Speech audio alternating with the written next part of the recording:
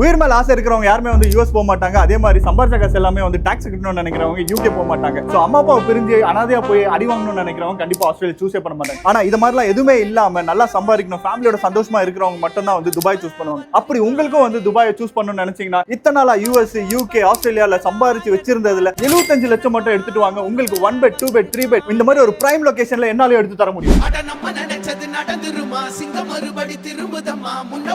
அப்படி நீங்க துபாய்க்கு வந்து சந்தோஷமா இருக்கணும் முடிவு பண்ணிட்டீங்கன்னா இந்த மாதிரி ஒரு ஸ்பேசியஸான 1 பெட் ஸ்போர்ட்ஸ் சிட்டி மாதிரியான பிரைம் லொகேஷன்ல உங்களுக்கு கிடைக்க போகுது. சோ இதோட சுத்தி இருக்கிற லொகேஷன்ல பாத்தீங்கன்னா JVT, JVC, Jumeirah golf estate இந்த மாதிரி பிரைம் லொகேஷன்ல நீங்க ரெண்டல் விட்டீங்க அப்படின்னா அதுவே உங்களுக்கு ஒரு பாசிவ் இன்கமாவும் ஜெனரேட் ஆகும். அதுக்கப்புறம் நீங்க வேலைக்கே போத்தே.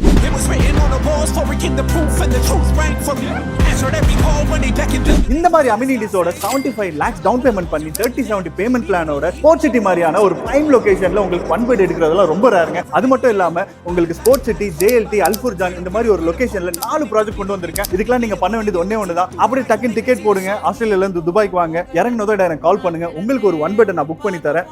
சந்தோஷமா இருங்க.